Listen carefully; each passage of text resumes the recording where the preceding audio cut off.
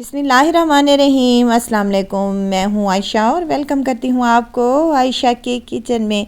आज मैं बनाने जा रही हूँ मटर कचौरी की बेहतरीन सी रेसिपी, जिसको बनाना बहुत ही आसान है। और जिनको लगता है कचौरी बनाना मुश्किल, तो आज मेरी ये रेसिपी ज़रूर ट्राई कीजिएगा। इंशाअल्लाह ताला रेसिपी आप लोगों को ज़रूर पसंद आएगी। रेसिपी पसंद आए तो लाइक शेयर ज़रूर कर दीजिएगा, और चैनल पर नए हैं तो चैनल को तो आपने ज़रूर सब्सक्राइब कर लेना है। तो चलते हैं और मज़ेदार सी खस्ता और चटपटी सी कचौरी की रेसिपी को बनाना स्टार्ट कर लेते हैं। तो यहाँ पर कचौरी बनाने के लिए सबसे पहले हम आटा तैयार करेंगे, जिसके लिए मुझे 2 कप मैदा चाहिए।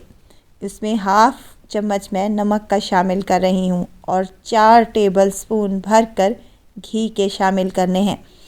आप ऑयल का इस्तेमाल यहाँ पर नहीं कर सकते, क्योंकि घी से ये नहायत ही खस्ता और बेहतरीन बनती हैं। यहाँ हाफ़ टेबल स्पून मैं अजवाइन का भी शामिल कर रही हूँ। इससे भी कचौरी नहायत ही मज़ेदार और टेस्टी लगती है। तमाम चीज़ों को आपस में मिक्स कर लें।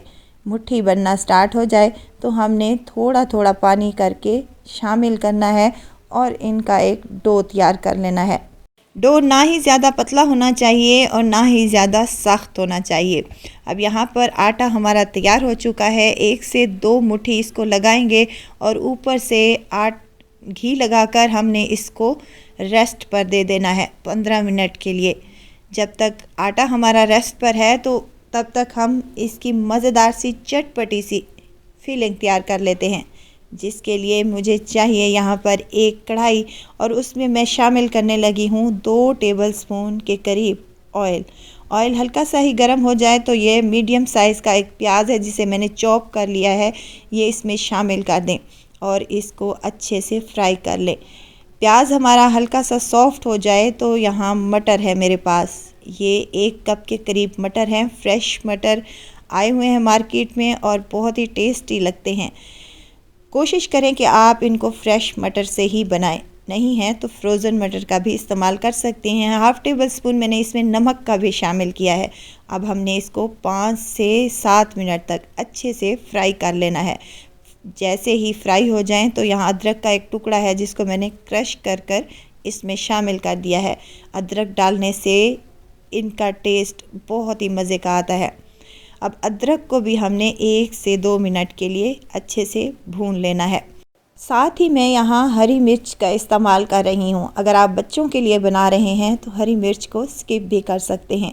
2 हरी मिर्चों को बारीक काट कर मैंने शामिल कर दिया है। अब इसको मज़ीद 1 से 2 मिनट तक अच्छे से फ्राई कर लें।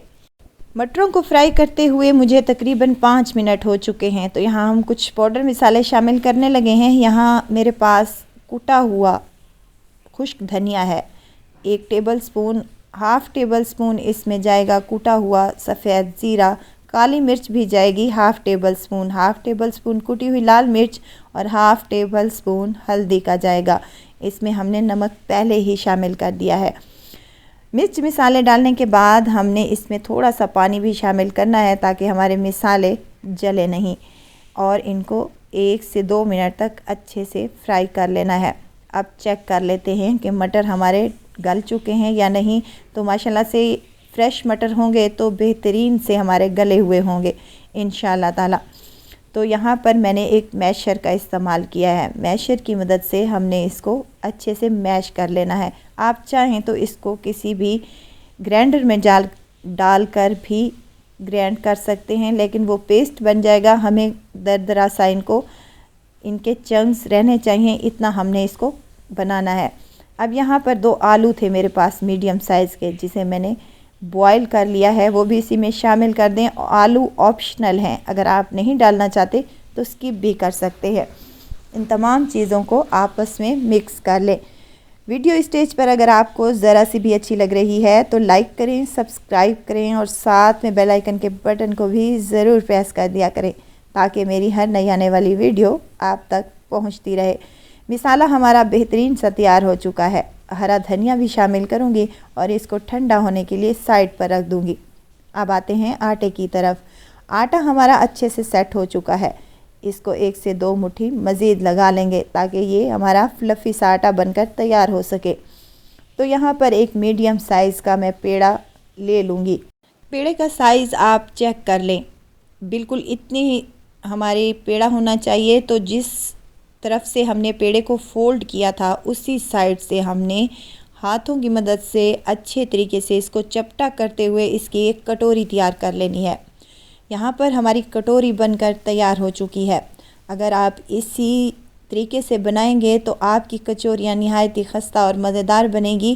कटोरी हाथ में रखते हुए हमने 1 चम्मच भरकर फिलिंग चटपटी सी आलू और मटर की जो तैयार की थी वो इसमें शामिल कर देंगे और इसके एजेस को आपस में फोल्ड करते हुए अंगूठे की मदद से हमने फिलिंग को अंदर दबाते हुए इसी तरह से कचौरी को फोल्ड कर लेना है, कुछ इस तरीके से। और इसके जो एजेस हैं वो तमाम हमने जोड़ने के बाद ऊपर से जो हमारा एक्स्ट्रा डो बचेगी हम उसको काट लेंगे। ये देखें कुछ इसी तरीके से। तो हमने इसको अच्छे से फोल्ड करना है ताकि जब हम कचौरी को फ्राई करें तो हमारी कचौरी की फीलिंग बाहर ना आए। अब हमारी कचौरी तैयार हो चुकी है। इसको हाथ की मदद से दबाते हुए कचौरी की शेप में दे देना है, कुछ इस तरीके से। इस तरीके से आप बहुत ही आसानी के साथ इक्वल साइज़ में कचौरियाँ बनाकर तैयार कर सकते हैं। एक कचौरी यहाँ पर मैंने तैयार कर ली है। इसी तरह से तमाम कचौरियाँ मैं बनाकर रेडी कर लूँगी। ऑयल को पहले ही मैंने गरम करने के लिए मीडियम हाई फ्लेम पर गरम करने के लिए रख दिया था। अब ऑयल का आप टेम्परेचर चेक करें, ऑयल ज़्यादा गरम नहीं होना चाहिए। अगर हमारा ऑयल ज़्यादा गरम होगा तो हमारी कचौरियाँ ऊपर से तो पक जाएंगी लेकिन अंदर से कच्ची रह जाएंगी। साइडों को चेंज करते हुए 10 से 12 मिनट लगेंगे तो हमारी कचौरियाँ बहुत ही मज़ेदार, शानदार सी और ख़स्ता, मुंह में घुल जाने वाली बनकर तैयार हो जाएंगी। देखें कितना ही मज़े का इन पर कलर आया है और बहुत ही टेस्टी ये बनकर तैयार हो चुकी हैं। शाम की चाय हो या फिर हल्की फुल्की भूख में ये बहुत ही टेस्टी और मज़े की लगती हैं। आप इसे हरी चटनी या केचप के साथ भी ले सकते हैं। ज़रूर ट्राई कीजिएगा और दुआओं में मुझे ज़रूर याद रखिएगा। खुश रहें, खुशियाँ बांटें। इजाज़त चाहती हूँ, फिर आऊँगी इंशाल्लाह नई और मज़ेदार सी चटपटी रेसिपी के साथ। आयशा को दीजिए इजाज़त। अपना बहुत सारा ख्याल रखिएगा, दुआओं में मुझे याद रखिएगा। अल्लाह हाफिज़।